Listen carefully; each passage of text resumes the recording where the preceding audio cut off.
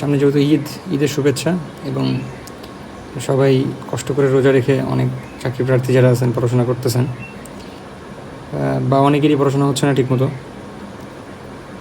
আপনারা হয়তো অবগত আছেন যে সামনে 46 BCS-এর রিটেনের ডেট হয়েছে, তারপর 47 প্রিলিরও ডেট হয়ে গেছে। তাছাড়াও আরও বেশ কিছু চাকরির সার্কুলার পাইপলাইনে আছে। আর এই গত মাসে এবং এই মার্চে এবং ফেব্রুয়ারিতে প্রচুর পরিমাণে সার্কুলার হয়েছে, এবং এই পরীক্ষাগুলোর এই বছরের মধ্যেই হয়ে যাওয়ার সম্ভাবনা খুব বেশি।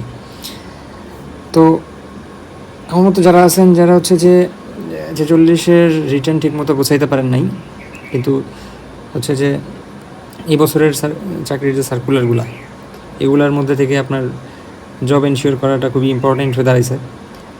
তো তাদের জন্যই বেসিক্যালি এই ভিডিওটা। আমি হচ্ছে যে আমার যেই পেজটা আছে, এটাতে হচ্ছে যে একটা 30 দিনের কোর্স প্ল্যান করেছি। এটা আমার নিজের জন্য বেসিক্যালি, যাতে হচ্ছে আমি আমার কাজে কমিটেড থাকতে পারি। সো আপনারা চাইলে, বা যার ভালো লাগে চাইলে এখানে আসতে পারেন আর কি, বা রুটিনটা ফলো করতে পারেন। আচ্ছা, প্রথমেই হচ্ছে যে একটা এই মাসে যেই সার্কুলারগুলোর মেয়াদ শেষ, ডেট শেষ হয়ে যাবে বিজ্ঞপ্তির, সেগুলো দেখাচ্ছি। আর যেগুলো পাইপলাইনে আছে তার মধ্যে যেহেতু 46 BCS 46 রিটেনটা আছে, 46 রিটেনটা আছে পাইপলাইনে। যারা রিটেনের প্রিপারেশন ভালো করে নিচ্ছেন তারা ভাই পড়েন রিটেন। আচ্ছা, BCS 47-এর প্রিলি হবে, প্রিলির ডেটও হয়ে গেছে, আর হাতে গোনা 3 মাস সময় আছে সবার হাতে। আচ্ছা, তাছাড়া 22 সাল ভিত্তিক যেই ব্যাংকের সার্কুলারগুলো ছিল, আপনারা খেয়াল করলে দেখবেন 22 সাল ভিত্তিক যে ব্যাংকের সার্কুলারগুলো ছিল এবং 23 সাল ভিত্তিক যে ব্যাংকের সার্কুলারগুলো ছিল, খুব সম্ভবত 22 সাল ভিত্তিক ব্যাংকের সার্কুলারগুলোর পরীক্ষা খুব দ্রুতই হয়ে যাওয়ার পসিবিলিটি আছে। খুব দ্রুত বলতে যেহেতু পরিবর্তিত যে পরিস্থিতি দেশের, সার্বিক দিক দিয়ে আসলে দ্রুত হয়ে যাওয়ার সম্ভাবনাও খুব বেশি নেই, তবে যে কোনো সময়ই হয়ে যাওয়ার সম্ভাবনা আছে আসলে। তো সেই দিক থেকে আমি মনে করি যে ব্যাংকের প্রিলি তো অনেকগুলোই আছে, যেমন হচ্ছে এসও অফিসার অথবা অফিসার ক্যাশ। এছাড়াও সামনে আপনার বাংলাদেশ ব্যাংক বিবি এডির সার্কুলার আসতেছে, এখানে 150+ পোস্টের মতো থাকবে। আচ্ছা, তো ব্যাংক ছাড়াও আরও বেশ কিছু সার্কুলার হচ্ছে যে আমরা দেখলাম, যেমন নন ক্যাডারে কিছু সার্কুলার আসছে, হচ্ছে যে ড্রাগস ইন্সপেক্টর। এইখানে হচ্ছে যে প্রায় 36টার মতো পোস্ট আছে। তারপরে হচ্ছে এনএসআইয়ের একটা এডির একটা সার্কুলার হয়েছে, এনএসআইয়ের এডি সার্কুলার হয়েছে। সামনে ফিল্ড অফিসারের সার্কুলার আসবে, ফিল্ড অফিসার। এই দুইটাতে মোটামুটি 50 থেকে 70টার মতো পোস্ট থাকবে সম্ভবত। আচ্ছা, এছাড়া বড় সার্কুলার বলতে হচ্ছে যে যেমন হচ্ছে খাদ্য অধিদপ্তর যেটা আছে, ডিজি ফুডের এই সার্কুলারটা অনেক দিন ধরে আটকায় ছিল। এখানে প্রায় 1791টা সিট আছে। ডিজি ফুড ছাড়া হচ্ছে যে আরেকটা ব্যাপার হচ্ছে PDBF, অর্থাৎ হচ্ছে পল্লী দারিদ্র বিমোচন ফাউন্ডেশন যেটা আছে, এইখানে 155টা পোস্ট আছে নবম গ্রেডে। নবম গ্রেডে 155টা পোস্ট আছে, উপজেলা পল্লী উন্নয়ন কর্মকর্তা। আচ্ছা, এছাড়া হচ্ছে যে 10ম 11তেও কিছু 10ম না 11 গ্রেডের অ্যাকাউন্টেন্টে কিছু পোস্ট আছে, যারা বাণিজ্যের তাদের জন্য এটা একটা ভালো সুযোগ হতে পারে। এছাড়াও আপনার 12 গ্রেডের কিছু পোস্ট আছে, প্রায় 1200-র মতো পোস্ট আছে 12 গ্রেডে, 12 গ্রেড। আচ্ছা, এর বাইরে গিয়ে হচ্ছে যে যেমন আরও কিছু সার্কুলার আছে এখান থেকে, যেমন পিএসসি নন ক্যাডারের হচ্ছে প্রশাসনিক কর্মকর্তা, এরকম 8-10টা করে পোস্ট আছে কিছু। যদিও এটা ছোটো সার্কুলার, এটা নিয়ে ডিসকাস না করাটাই উত্তম। আচ্ছা, তারপর হচ্ছে কেমিক্যাল ইন্ডাস্ট্রি যেটা আছে, কেমিক্যাল ইন্ডাস্ট্রির সার্কুলারটা আছে, এখানেও একটা বড় সার্কুলার। আচ্ছা, তারপর আজকে আবার নন ক্যাডারের একটা সার্কুলার হয়েছে, এটাও মোটামুটি 20টার মতো পোস্ট থাকবে হয়তো। আচ্ছা, শিক্ষা প্রকৌশল অধিদপ্তরে এইখানে কিছু 12-13 গ্রেডের জব আছে। তারপর হচ্ছে প্রধানমন্ত্রী বা প্রধান উপদেষ্টার দপ্তরের অধীনে যে বিদা আছে, এইখানে সহকারী পরিচালক বা নবম গ্রেডের বেশ কিছু পোস্ট আছে, 20টার কাছাকাছি বা 20টার উপরে। হ্যাঁ, তারপরে হচ্ছে যে পল্লী উন্নয়ন একাডেমি, এখানে হচ্ছে যে একটা ইয়েতে 6টা পোস্ট আছে। তারপরে আপনার আর যেগুলো আছে ওগুলো আসলে খুব বেশি বড় না। আর একটা সিজিএটা আসার কথা, সিজিএর সম্ভবত একটা রিসার্কুলার হওয়ার একটা পসিবিলিটি আছে। তাছাড়া হচ্ছে যে আপনার আগের কিছু সার্কুলার আটকে আছে, যেমন ট্রেন যেগুলো আছে এগুলোতে। যেমন আমি যদি ড্রাইভে যাই তাহলে হচ্ছে যে বিষয়টা আরও স্পষ্টভাবে দেখাইতে পারবো।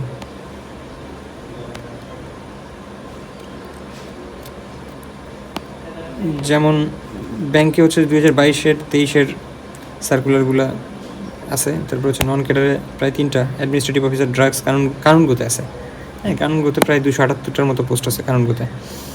আচ্ছা, তারপরে আছে হচ্ছে যে আপনার বিআরইবিতে অ্যাকাউন্টেন্ট, যেহেতু আমার বাণিজ্যিক সেজন্য আমি এটা রেখে দিছি। বিআরইবিতে হচ্ছে যে প্রায় 150টার মতো পোস্ট আছে। আচ্ছা, ডিজি ফুড যেটা আছে এখানে হচ্ছে যে প্রায় 429টার মতো পোস্ট আছে ডিজি ফুডে। হ্যাঁ, তারপরে বিআরডিবি যেটা আছে, বিআরডিবিতে পল্লী উন্নয়ন কর্মকর্তা যেটা, এখানে তো বললামই একটু আগে, এখানে প্রায় 155টার মতো নবম গ্রেডের পোস্ট আছে, প্রায় 1200টার মতো হচ্ছে যে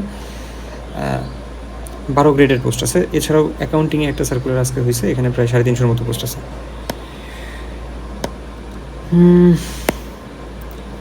রেলওয়েতে আগের একটা সার্কুলার ছিল, ওই পরীক্ষাটা হয় নাই। ডেস্কোতে কিছুদিন আগে একটা সার্কুলার চলে গেছে। এনবিআরের আপার ডিভিশন অ্যাসিস্ট্যান্সে এটা একটা 13 গ্রেডের একটা জবের সার্কুলার ছিল। জীবন বিমা, জীবন বিমাতে প্রায় 59, অর্থাৎ হচ্ছে 59টার মতো পোস্ট আছে আর কি। হ্যাঁ, বিসিআইসিতে বেশ কিছু পোস্ট আছে। তারপর হচ্ছে যে আপনার বিদা, এটা তো বললাম। এই তো এই বিষয়গুলোতে মোটামুটি অনেকগুলো পোস্ট আছে। তো আমি আসলে যে বিষয়টা নিয়ে হচ্ছে যে মূলত হচ্ছে এই ভিডিওটা করছি, সেটা হচ্ছে সামনে যেহেতু 47 বিসিএস 47 প্রিলিমিনারি চলে আসতেছে, হাতে 3 মাস সময় আছে। তো যারা আমার মতো 46 রিটেন মোটামুটি বাদ দিয়েছেন বা বাদ দিবেন, তাদের জন্য 47-এর হ্যাঁ প্রিলি আর সামনের যেই নিয়োগ পরীক্ষাগুলো আছে ব্যাংক থেকে শুরু করে, মানে আজকে যে নন ক্যাডার, তারপরে হচ্ছে যে আপনার আইবিএ বেস যে বিভিন্ন পরীক্ষাগুলো হয়, এগুলোতে অনেকগুলোর পরীক্ষা হয়ে যাওয়ার সম্ভাবনা আছে। আর আমার মনে হয় যে এই সুযোগটাকে যে কাজে লাগাতে হবে আর কি, কাজে লাগানো উচিত আমাদের। তো যাই হোক, তো আমি হচ্ছে যে একটা 30 দিনের একটা প্ল্যান করতেছি। এটা আমি আমার ফেসবুক না, মানে ইউটিউবের যে পেজটা আছে এখানে আমি আপলোড করব। তো এইখানে যদি কেউ কানেক্টেড থাকতে চান থাকতে পারেন। জাস্ট এটা বেসিকলি আমার নিজের জন্য করা, যাতে হচ্ছে আমি আমার কাজে কমিটেড থাকতে পারি। তো আমার প্রতি 4 দিনে হচ্ছে যে একটা রুটিন থাকবে, এবং টার্গেট হচ্ছে যে 1 মাস বা 40 দিনের মধ্যে, হাইস্ট 40 ডেজের মধ্যে হচ্ছে যে বিসিএসের টোটাল প্রিলিমিনারি সিলেবাসটা শেষ করা। হ্যাঁ, তারপরে হচ্ছে যে আইবিএ বা অন্য বিষয়গুলোতে মানে স্পেসিফিক্যালি ফোকাস দেওয়া, মানে যে বিষয়গুলো এক্সট্রা পড়তে হবে, অর্থাৎ ইংলিশটা হয়তো একটু অ্যাডভান্স লেভেলে পড়তে হচ্ছে, বা ম্যাথের বিষয়টাকে একটু বেশি জোর দেওয়া লাগতেছে। তো এই বিষয়গুলো পরবর্তীতে হচ্ছে জোর দেওয়ার চেষ্টা করা। তো চাইলে আমার সাথে যুক্ত হতে পারেন, মানে কানেক্টেড থাকতে পারেন, মানে একটা কম্বাইন্ডলি করা যাবে তাইলে বিষয়টা। আচ্ছা, মানে আমি একটা গ্রুপও করে ফেলতে চাচ্ছি, স্টাডি গ্রুপ। তো চাইলে আপনি ওখানে ইনক্লুডও হতে পারেন। সেই ক্ষেত্রে ইউটিউবের যে কমেন্ট সেকশন আছে এখানে আপনি আগ্রহী থাকলে জানাতে পারেন। আচ্ছা, তো এই যে অগ্রদূত বই, যেহেতু বাংলার জন্য তো অগ্রদূতই পড়তে হবে, কারণ অগ্রদূত থেকে পড়লেই মোটামুটি বলা যায় যে অগ্রদূত বা অভিযাত্রিক, এই দুইটা বই মোটামুটি বড়, এবং এইখান থেকে হচ্ছে যে পড়লে আপনার বিসিএস, আইবিএ বা অন্য যে কোনো পরীক্ষার ক্ষেত্রেই হোক কভার করা সম্ভব। তো বাংলা সাহিত্য, ইনিশিয়ালি বাংলা সাহিত্য, আমি বাংলা সাহিত্যের জন্য হচ্ছে 4 দিন সময় রেখেছি। মনে হয় না 4 দিনে শেষ করতে পারবো, কিন্তু সবসময় টার্গেট নেওয়ার সময় বড়টাই নিতে হয়। সেই হিসেবে হচ্ছে যে আমি বাংলা 4 দিন সময় রেখেছি। আচ্ছা, আমি লিখছি। আচ্ছা, বাংলা সাহিত্য। তো বাংলা সাহিত্যের প্রাচীন এবং মধ্যযুগ যে অংশটা আছে, আমি যেহেতু অগ্রদূত বইটা ফলো করতাম, অগ্রদূত বই থেকেই আমি পড়ার চেষ্টা করবো। তো ইনিশিয়ালি আমার প্ল্যান হচ্ছে যে প্রথমে বাংলা শেষ করা, বাংলা লিটারেচার পার্টটা শেষ করা, কারণ বাংলা লিটারেচার আমার মনে থাকে না। এবং তারপরে হচ্ছে যে আমি জিকের মধ্যে আসবো। এরপরে হচ্ছে যে আমি জিকেতে যাব। জিকের মধ্যে প্রথমে হচ্ছে বাংলাদেশ। শব্দ করিস না।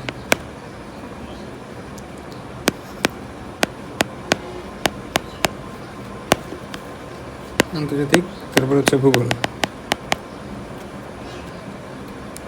বাংলাদেশে 30 মার্কস, আন্তর্জাতিকে 20 এবং ভূগোলে 10, এই টোটাল হচ্ছে 60 মার্কস যেটা আছে, এটা হচ্ছে যে এরপরে আমি মানে কভার করবো। এতে করে আমার যে ব্যাপারটা হবে, বাংলা সাহিত্যে প্রায় 20 মার্কস আছে। এবং এই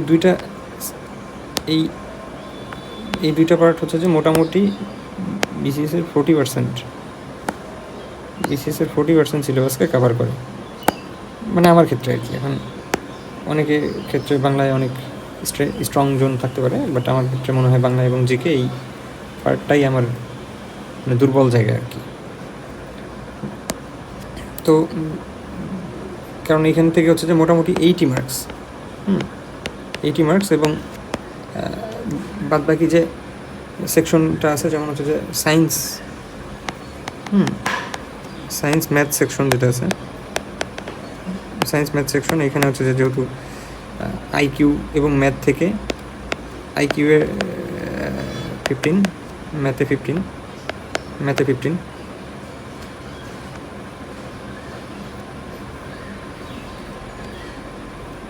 আইকিউ 15, ম্যাথে 15, আর সায়েন্সে যেহেতু 15 প্লাস।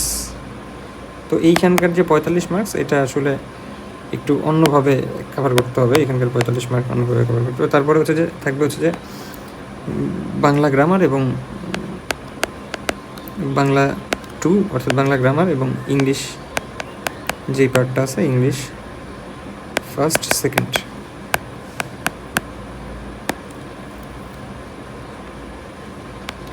তো এই পার্টটাতে আসলে বাংলা গ্রামারের যে পার্টটা আছে, এখানে আসলে পড়ার তেমন কিছু নাই, কারণ ছোটোবেলা থেকেই আমরা বাংলা গ্রামার পড়ে আসতেছি। সো এটা নিয়ে আসলে কারো খুব বেশি ঝামেলা হবে না। এখানে আমি বাংলা গ্রামারের জন্য 2 দিন সময় রাখছি, এবং 1 দিন সময় রাখলাম হচ্ছে আমি আরও 2 দিন সময় রাখছি হচ্ছে পরিভাষার জন্য। সরি, পরিভাষা না, মানে বিরচন,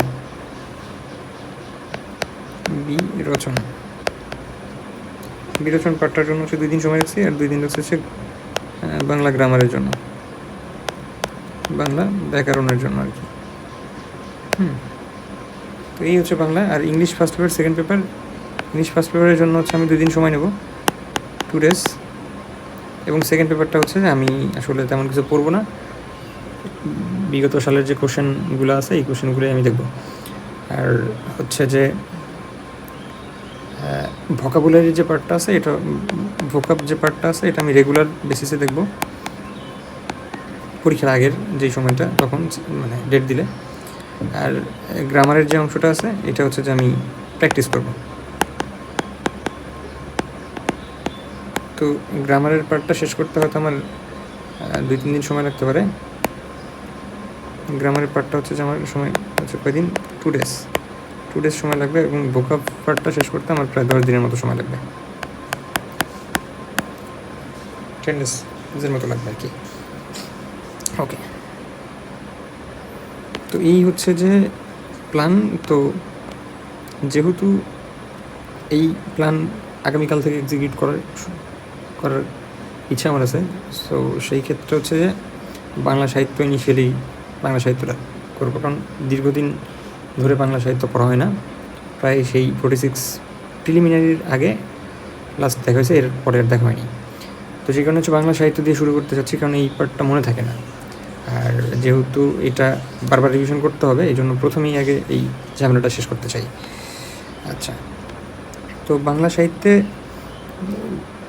প্রথম যেই 4টা দিনে আমি যে ভাগ করলাম, 4 দিন হচ্ছে বাংলা সাহিত্য শেষ করব।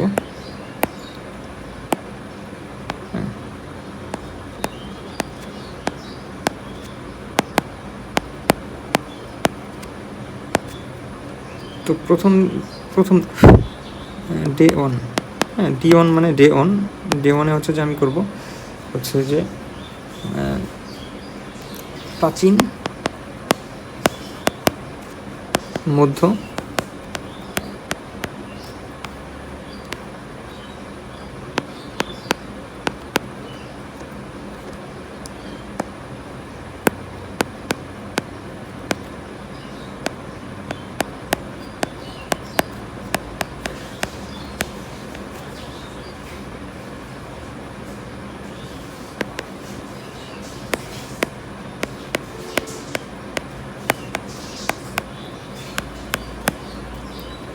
আচ্ছা। তো ডে 1-এ যেই কাজটা করবো সেটা হচ্ছে প্রাচীন, মধ্য এবং আধুনিক মানে যুগের পূর্ব পর্যন্ত যে ট্রানজিশন পিরিয়ডটা আছে,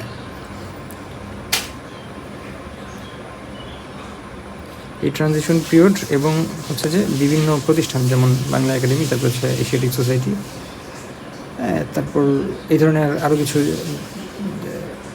যে বাংলা সাহিত্য সমাজ, পূর্ব বাংলা সাহিত্য সমাজ, এই ধরনের যে বিষয়গুলো আছে ট্রানজিশনকালীন সময়, এই প্রতিষ্ঠানগুলো হচ্ছে যে ইনিশিয়ালি ডে 1-এ পড়বো। হ্যাঁ, ওকে। তো ডে 2-তে প্ল্যান হচ্ছে যে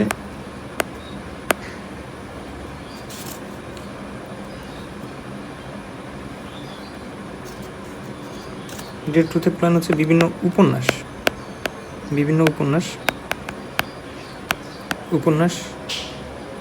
তারপর হচ্ছে গল্প, বিভিন্ন সাহিত্যকর্ম উল্লেখযোগ্য। হ্যাঁ, এগুলো হচ্ছে যে উল্লেখযোগ্য যে সাহিত্যকর্মগুলো আছে, এই বিষয়গুলো হচ্ছে যে দেখবো। এটা হচ্ছে যে আমার বই, অর্থাৎ বইটা কি, অগ্রদূত বইটা থেকে যে সিকোয়েন্সটা, এই সিকোয়েন্সটা ধরেই ডে 3-তে গিয়ে হচ্ছে যে আমি আধুনিক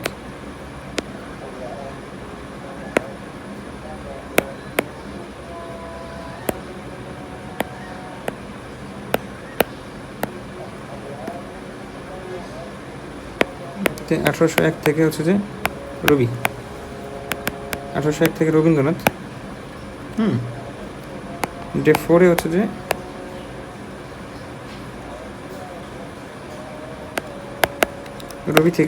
রবীন্দ্র থেকে হচ্ছে যে নজরুল। ডে 5 হচ্ছে এইভাবে হচ্ছে যে আমি মানে বাংলা সাহিত্যের যে এটা আমি 5 দিনের মধ্যে শেষ করার পরিকল্পনা করছি। সেই সাথে আমার প্রতিদিনের ওয়ার্কে যেই কাজটা থাকবে সেটা হচ্ছে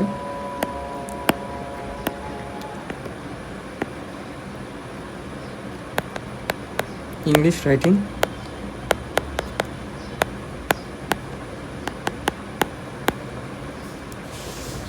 প্লাস ম্যাথ। ইংলিশ রাইটিংটা হচ্ছে যে আমি প্রতিদিন 1 ঘন্টা করে 1 আওয়ার রাখতে চাচ্ছি, আর হচ্ছে ম্যাথ হচ্ছে প্রতিদিন 1.5 ঘন্টা করে, যেহেতু আমার ম্যাথে উইকনেস আছে। তো এই হচ্ছে যে আমার ডেইলি ওয়ার্ক। সো আমি মনে করি যে আমার হচ্ছে যে আমি প্রতিদিনটা শেষ করতে পারবো আর কি। ওকে, তারপর হচ্ছে যে পরবর্তী আপডেট, তো এটা যেহেতু হচ্ছে যে ডে 1, অর্থাৎ আজকের টার্গেট